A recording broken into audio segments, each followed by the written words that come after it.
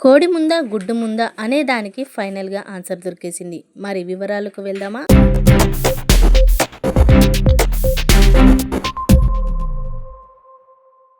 ఇంతకాలం కోడి ముందా గుడ్డు ముందా అని అడిగితే చెప్పడం చాలా కష్టమని భావించేవాళ్ళం.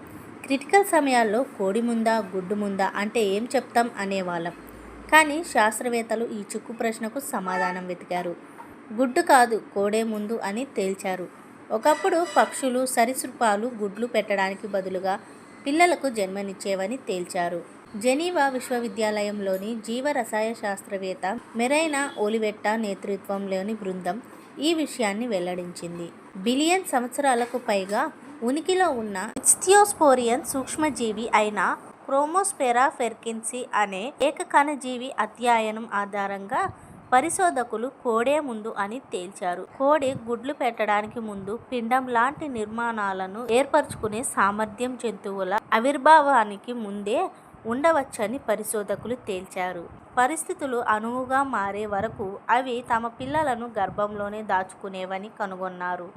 స్విస్ ఫెడరల్ ఇన్స్టిట్యూట్ ఆఫ్ టెక్నాలజీకి చెందిన బయోకెమిస్ట్ ఒమయా డుడిన్ సైతం కోడి ముందా గుడ్డు ముందా అనే విషయంపైన కీలక విషయాలు వెల్లడించారు. సి ఫెర్కిన్సీ ఒక ఏకకణ జాతి అయినప్పటికీ భూమిపై మొదటి జంతువులు కనిపించకముందే జాతులతో బహుళ సెల్యులార్ కోఆర్డినేషన్, డిఫరెన్సియేషన్ ప్రక్రియలు ఉన్నట్లు వెల్లడిస్తున్నది. సి ఫెర్కిన్సీ పాలింటోమీ అనే ప్రక్రియకు లోనవుతోంది.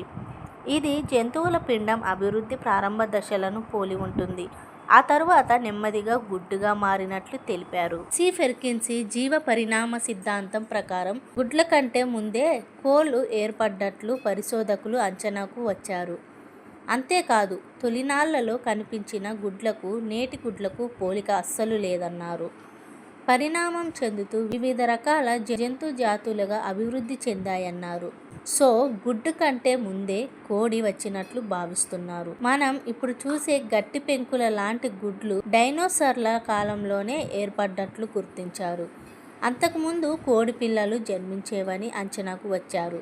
అవి ఇస్థియోస్పోరియన్ సూక్ష్మజీవి అయిన క్రోమోస్పెరా ఫెర్కిన్సీ అనే ఏకకణ జీవి నుంచి ఆవిర్భవించినట్లు భావిస్తున్నారు. అవి అభివృద్ధి చెంది కోళ్లుగా ఏర్పడడంతో పాటు ఆ తర్వాత పరిణామ క్రమంలో ఈరోజు మనం చూస్తున్న విభిన్న జంతు రాజ్యానికి దారితీసినట్లు వెల్లడించారు. గుడ్లు ఏర్పడడానికి ముందు మనుషుల మాదిరిగానే పిల్లలకు జన్మనిచ్చేవని, ఆ తరువాత గుడ్డు ఏర్పడి పొదగటం మొదలు పెట్టినట్లు జెనీవా పరిశోధకులు తేల్చారు. అయితే కోడి కంటే ముందు గుడ్డే వచ్చినట్లు గతంలో పలువురు పరిశోధకులు వెల్లడించారు. అసలు వాస్తవం ఏంటనే విషయంపై ఇంకా క్లారిటీ రావాల్సిన అవసరం ఉంది.